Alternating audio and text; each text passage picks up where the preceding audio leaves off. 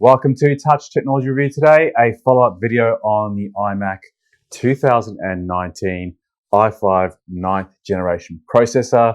I did a review on this about a week ago, and I mentioned at the time that I only went with the base configuration of 8GB of RAM. I wanted to test it out to see how it would go, even though I knew that I probably needed a fair bit more RAM. I decided not to purchase it from the Apple Store, but instead buy it after the fact from a third-party supplier. I got it from a local PC shop, and I purchased the crucial 16GB DDR4 2666 SO DIMM. It's rated at 1.2 volts. It says CL19, whatever that means. And I'll leave a link to some details about this RAM in the description box below. I'm going to install it into the iMac today myself, check it out, make sure that it works first of all, and then after doing so, I'll run a number of apps simultaneously and have a look at just how much RAM I'm able to use on the system and how much more of an improvement there is using the iMac with additional RAM compared to the base configuration of 8GB. So I'm going to test this out myself, install the RAM, make sure that it works first of all, and then run some tests, opening up Photoshop, Premiere, Illustrator, a web browser, and a few other apps simultaneously to see that it can handle it all, whether 24 gig is enough, and just how well it actually performs with that additional RAM. So let's go ahead and check that out.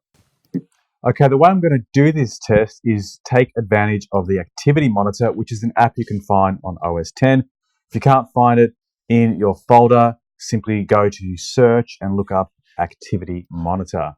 So in the Activity Monitor, you can monitor the CPU, memory, energy, disk, and network usage.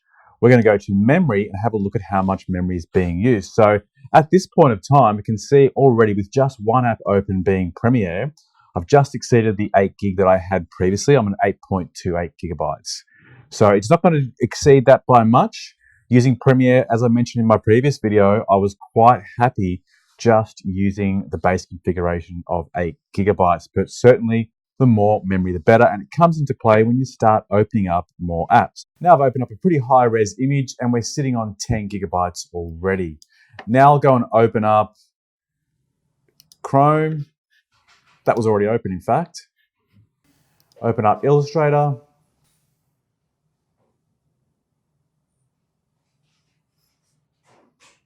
Still only sitting on 10 gig.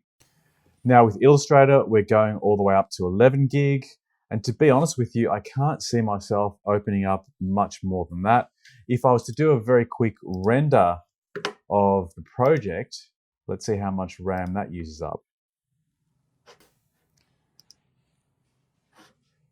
Just quickly render this out to the desktop. And again, back to the Activity Monitor. And now we're up to about 12, 13 gig, no, almost 14 gig now. So certainly that extra RAM is coming into play. Once we open up multiple apps, we start rendering, we can see we're all the way up to 16. Now, I haven't been able to get much beyond 16. It seems like that's all it wants to use of the RAM with all the things that I would be doing, whether that's rendering out a project, opening up a web browser.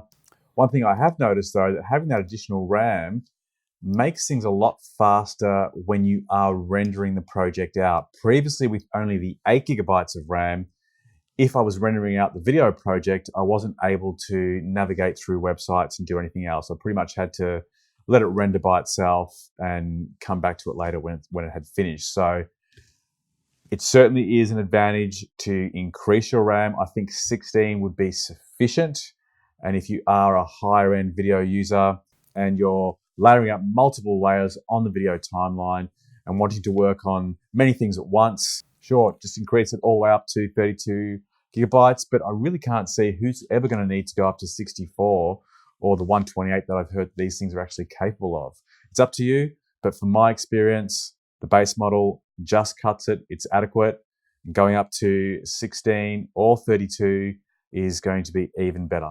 So hopefully you found this video useful. I know it was a little bit dull, but I wanted to cover it because it was something that I was looking at doing, and it wasn't very clear to me when I was researching online which RAM I needed to purchase. The specific RAM required for the 2015 model is different from previous generations.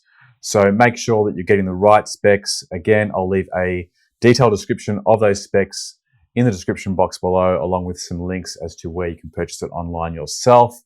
If you've got any questions or comments about it, feel free to put it in the comments box below. If you enjoyed the video, hit me up with a like and consider subscribing to the channel. Thanks for watching. See you on the next one. Bye for now.